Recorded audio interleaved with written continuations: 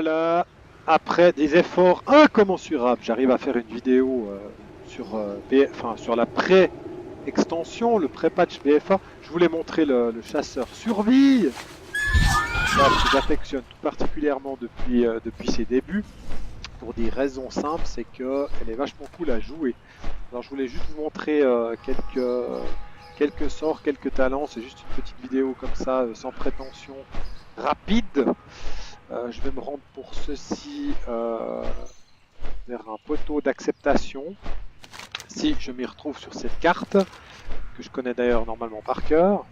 Alors le chasseur survie, c'est une spé qui a été revue donc à Battle for Azeroth, qui a été refondue, bien qu'elle soit fondamentalement assez proche de ce qu'elle était à Légion. C'est-à-dire que c'est le chasseur qui peut donc passer au corps à corps. Donc ici, on a donc une spé qui se joue avec un pet, qui est ici présent. Et puis au niveau des arbres de talent, je vais la faire très courte, mais on a pas mal de sorts à distance. Premièrement, les sorts à distance, on va avoir la morsure du serpent, qui est juste une flèche que le chasseur décoche qui met un poison sur la cible. Voilà, très simple. Une petite animation bien sympathique dans une petite arbalète à flèche. Donc ça fait des dégâts modérés, mais ça met sur la cible un dot. Voilà, 523 points de dégâts de nature toutes les 2,6 secondes. Pendant 10 secondes. Ensuite on a donc les attaques bêtes qui s'appellent Horde de tuer, je dirais qui est simplement en fait, le fait d'ordonner au fait de mordre la cible. Voilà, vous avez le fait de faire des dégâts.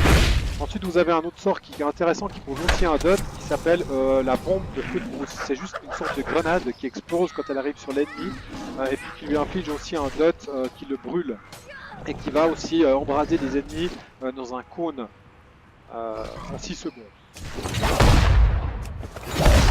Il y a 2 charges, hein, moi je sais parce que il y a 2 charges, pas par défaut, il y a 2 charges parce que moi je l'ai mis en talent. Autre talent que j'ai pris pour avoir une autre attaque à distance, c'est les chakrams. C'est en fait 2 espèces de scies que le chasseur lance à distance. Voilà. Avec un cooldown assez long. Et ensuite on a aussi les corbeaux. Traditionnel corbeau bien chiant du chasseur. Qui commence à faire pas mal parce qu'on a maintenant plusieurs dots sur la cible avec des procs ici, ça c'est des procs d'ordre de tuer, des gratuits. Et puis, une fois donc on a un peu entamé comme ça la cible à distance, on a la possibilité de directement passer au corps à corps. Pour ça on a le harpon qui va agripper l'ennemi, qui va nous rapprocher directement au corps à corps, un peu comme une charge de guerrier. Et à ce moment-là, une fois qu'on sera au corps à corps, on peut commencer à utiliser sa focalisation avec une attaque du raptor et une attaque du corps à corps.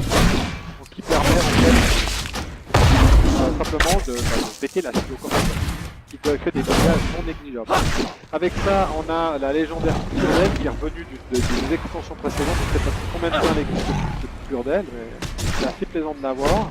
Ça, un petit coup, et puis ça réduit les capacités de déplacement de l'ennemi de 35%.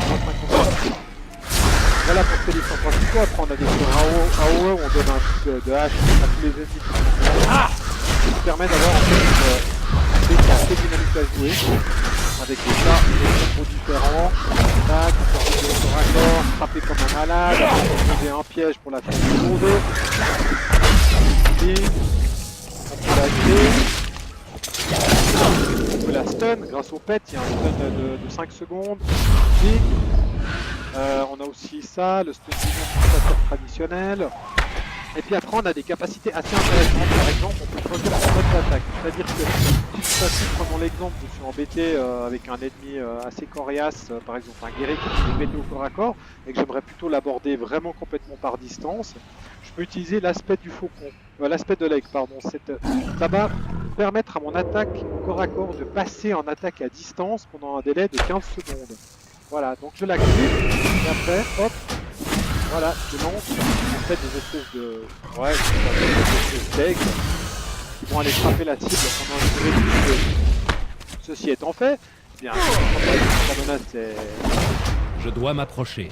Est réduite, et ben je peux me rapprocher du corps à corps et puis taper avec les attaques. Voilà, en tout cas moi c'est une spé que je trouve super cool à jouer, qui est vachement polyvalente, qui a des sortes de créatifs, des dégâts honorable. C'est une bonne survie malgré tout. On a un talent que j'ai pris, un talent PVP, c'est Titi qui a un bandage. Dissipe instantanément les saignements et les poisons, ça fait que la cible rend 30% des points de vie en 6 secondes. Donc par exemple, pendant le combat, si on fait un CC ou entre deux ennemis, hop, tac, on peut vite se soigner grâce à ce bandage. Via les autres talents, on a aussi la possibilité de se fût. Par exemple, en arène, c'est hyper bien pour faire une belle entame. Hop, alors, il y a un cooldown d'1 minute. Attention, hein, c'est pas, on ne peut pas se fufu comme un fufu tout le temps. Et puis là, on peut par exemple attaquer par surprise en commençant par un piège explosif. Et puis après, on enchaîne directement avec les attaques à distance. On décoyote. Et après, c'est d'utiliser l'assaut coordonné. Votre familier vous attaquez de concert, ce qui augmente les dégâts que vous infligez l'un et l'autre de 20% pendant 20 secondes, ce qui représente un peu le buff, je dirais, burst de cette classe. On peut cumuler avec le faucon au cas où la cible nous échappe. Là, ça permet d'aller directement corps à corps et puis d'avoir des dégâts quand même assez intéressants. Voilà. Petit avertissement du chasseur, j'essaierai de mettre un vidéo de DG où je dois dire où je m'éclate comme un petit fou avec cette classe. Et voilà. Merci, à bientôt.